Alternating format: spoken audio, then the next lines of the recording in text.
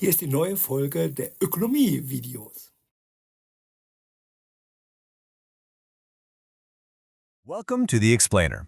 Today, we're jumping right into a topic that quietly shapes our world, from the cost of your vacation to the balance of global power, how your money gets its value on the world stage.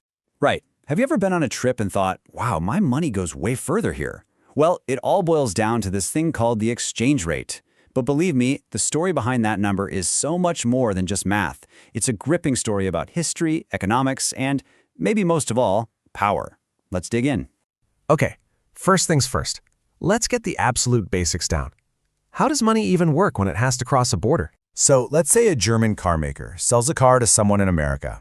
They want to get paid in euros, right? But the buyer has dollars.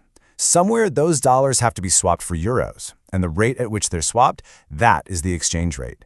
It's the fundamental gear that makes all of global trade turn. And this leads us to a really powerful idea, the reserve currency. When one currency becomes the go-to for international deals, the country that issues it gets this incredible advantage. It's kind of like earning a profit just by printing the money that everyone else needs to play the game. So every country has to decide how to manage its exchange rate. And broadly speaking, there are two big ideas, two different paths you can take, and the choice you make has massive consequences for your whole economy.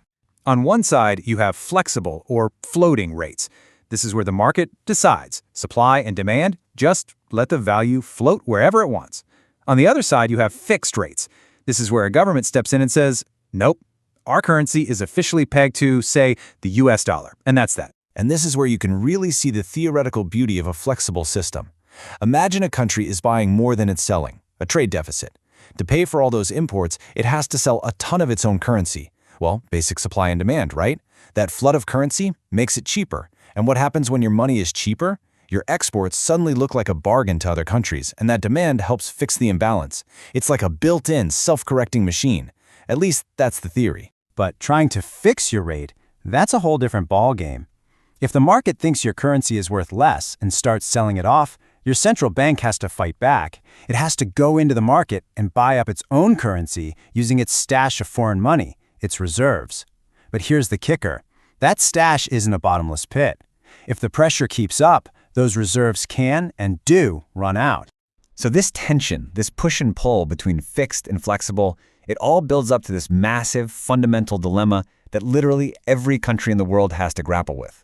And here it is. This is what economists call the policy trilemma, and it's one of the most important ideas in international economics. It says you can have any two of these three amazing things, but you can never, ever have all three at once.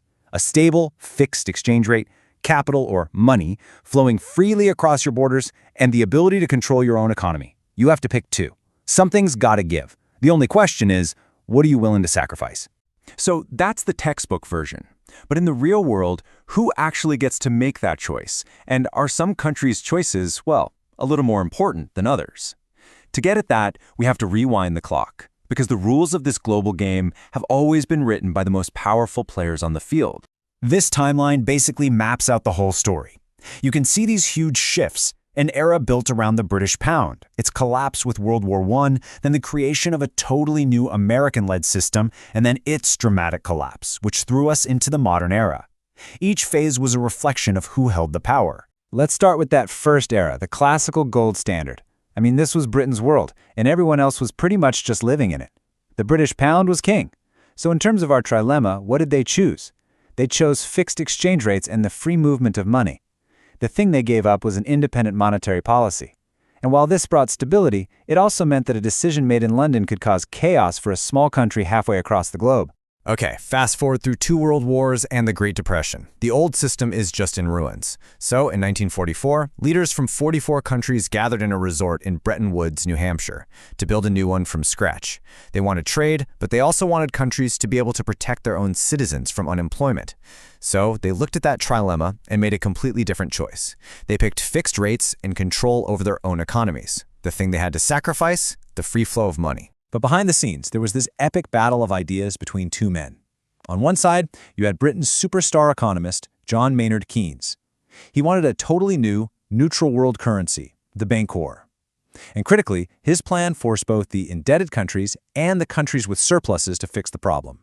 But the American negotiator, Harry Dexter White, had a different plan.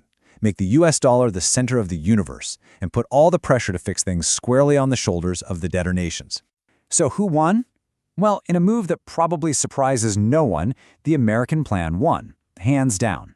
The United States was the only major economy left standing after the war, power talks, and so the US dollar became the world's currency. This deal also created new global institutions to run the show, like the International Monetary Fund, the IMF. And you have to understand, this new system was not neutral, not by a long shot.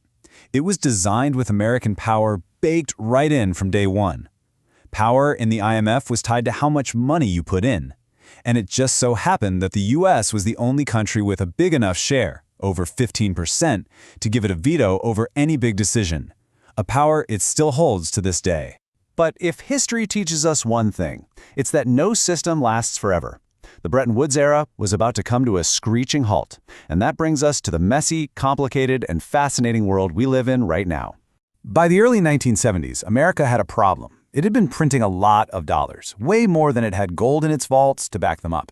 So, in 1971, President Nixon just ripped the Band-Aid off. He went on TV and unilaterally announced the U.S. would no longer exchange its dollars for gold. And with that single move, poof, the entire Bretton Woods system was gone.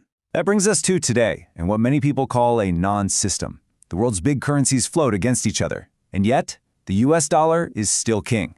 It's the ghost of Bretton Woods. It remains the world's most dominant reserve currency by a mile. Some even call this Bretton Woods 2. This strange setup where rising powers like China take all the money they make from exports and use it to buy U.S. government debt, which in turn helps America keep buying their stuff. And that right there leaves us with a huge final question. The history of money is the history of power. The rules have always been written by the dominant nations of their time. Today, new economic giants are rising. So the question we're all wrestling with is, are we on the verge of the rules being rewritten all over again?